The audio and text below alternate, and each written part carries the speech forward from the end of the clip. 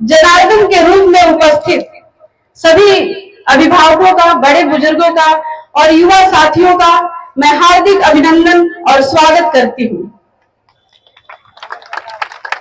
सभी ने अपने अपने तरीके से यहाँ पे बात रखी और बिहार की दशा और दिशा के बारे में हम सभी को अवगत कराया। लेकिन मैं ये बताना चाहूंगी, क्योंकि बार बार 15 साल और 20 साल के कार्यकाल का हमेशा कंपैरिजन किया जाता है कि 15 साल पहले क्या था और आज 20 साल हो गए जिस सरकार को, उसमें क्या है। तो आपको याद होगा कि जब जब राष्ट्रीय जनता दल को, राष्ट्रीय जनता दल के नेताओं को जब भी मौका मिला है, उन्होंने बिहार के उद्धार के लिए काम किया है। चाहे वो आदरणीय श्री जगदानंद सिंह जी हो, जिन्होंने जहां पे रेत थी, धूल उड़ती थी, यहाँ पे राड़ियां उगती थी, वहां पर किसानों को उन्होंने धान का कटोरा देने का काम किया।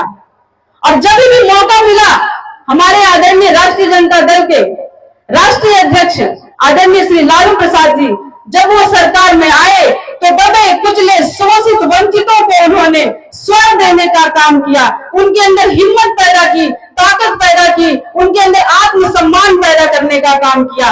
और जब हमारे आदरणीय बक्सर के लोकसभा के सांसद आदरणीय श्री बड़े भाई सुधाकर सिंह जी को जब मौका मिला, तो उन्होंने किसानों के हक के लिए न सिर्फ बिहार में बल्कि पूरे देश स्तर पर उनकी आवाज उभरे हैं, उनकी आवाज को उठाने का काम कर रहे हैं, उनके लिए लगातार संघर्षों में भागीदार हो गए, उनके लिए लगातार संघर्ष कर रहे हैं। अभी ज्यादा दिन नहीं हुआ है, अभी माला परियोजना के तहत आपने देखा होगा कि कैसे चैनपुर में, भगवानपुर में और इन सबों पर मतलब जो फसलें थी, इतनी अच्छी फसलें थी, जिन्होंने मेहनत करके जो किसानों ने उस फसल को उगाया था, उसको किस तरीके से बेदर्दी से नोचा गया है। कोई भी किसान जब अपने खेतों में फसल उगाता है तो वो सिर्फ फसल नहीं होती है, बल्कि वो अपनी जान, अपना खून पसीना दे करके उसको तैयार करता है। और वो भी उस परिस्थिति में जहाँ की उसको अच्छी सुविधाएं नहीं है, उसको खेती के लिए, उसको सिंचाई के लिए अच्छे संसाधन नहीं है, उस परिस्थिति में वो किसान कितनी मेहनत से, कितने खून पसीने से उस फसल को तैयार करता है, एक बच्चे की तरह उस फसल की देखभाल करता है। और उसको ये मौजूदा सरकार रोकने में जरा भी गुरेज नहीं करती है, जरा भी संकोच नहीं करती है कि उन किसानों के दिल पे क्या बीत रही होगी। और जबकि यहाँ पे किसानों को सही मूल्य भी नहीं मिलता उनके फसलों का। आप देखिए कि बिचौलिया, अगर आप तुलना करें दूसरे प्रदेशों के किसानों की, तो वहां पे किसान सिर्फ किसान नहीं है, वहां का किसान धोती कुर्ता में नहीं रहता है, वहां के किसान बड़े बड़े गाड़ियों में घूमते हैं। क्यों बड़ी बड़ी गाड़ियों में घूमते हैं? क्योंकि वहां के किसान एकजुट होकर संघर्ष करके अपने हक को पाने की इच्छा रखते हैं और हिम्मत रखते हैं। और मैं यहाँ पे कहना चाहूंगी कि बिहार के हर घर में किसान है। हम किसान सभी मिलकर के, एकजुट होकर के, और हम अपने राष्ट्रवादी समाज को, जो समता मूलक समाज है, जो हमारे राष्ट्रीय जनता दल, हमारे गठबंधन है, इन सभी विचारों को लेकर के चलता है। अगर मैं बात करूं आदरणीय नेता प्रतिपक्ष श्री तेजस्वी यादव जी का, तो उन्होंने अपने कार्यकाल में, अपने 1.5 साल के कार्यकालों में उन्होंने 5 लाख युवाओं को रोजगार देकर के ये साबित किया। और वो आपसे एक मौका मांग रहे हैं कि हमने जो 1.5 सालों में किया है, 5 लाख लोगों को रोजगार देने का काम किया है, अगर मुझे 5 साल का भी नहीं, वो सिर्फ 20 महीने आपसे मांग रहे हैं कि 20 महीने में मैं बिहार के हर उस घर में रोजगार दूंगा जिस घर में एक भी नौकरी, एक भी रोजगार नहीं है। तो क्या बिहार वासी उनके 20 महीने के लिए क्या उनका साथ नहीं दे सकता है? मैं ये जानना चाहती हूँ आपसे कि क्या उन्हें 20 महीने का समय आप देना चाहते हैं या नहीं? आप आवाज लगा के बताइए कि क्या आप देना चाहते हैं उन्हें 20 महीने का समय?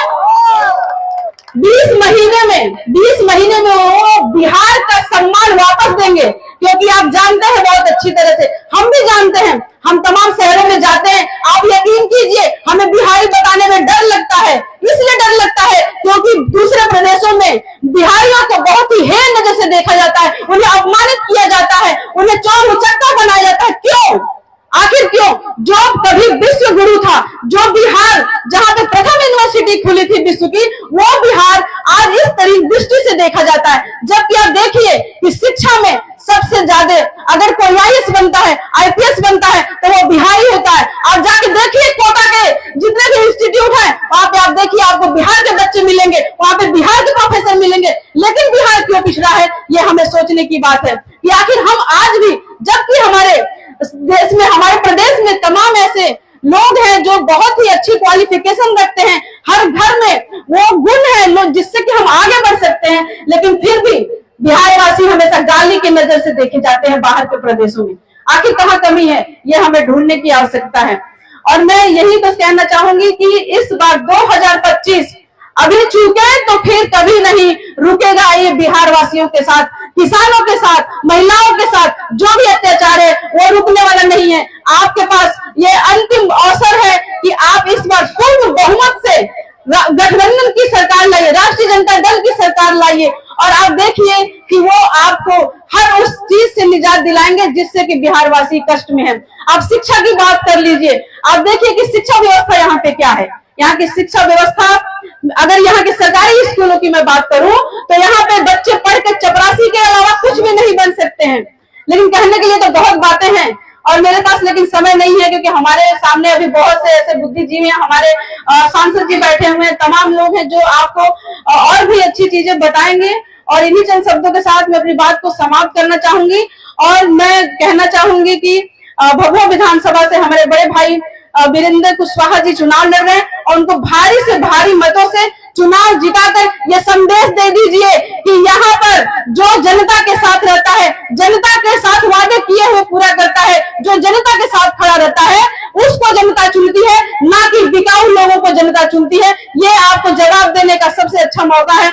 और मैं बस इन्हीं चंद शब्दों के साथ आप सभी का आभार व्यक्त करते हुए अपनी बातों को समाप्त करती हूँ। जय राष्ट्रवाद, जय संविधान।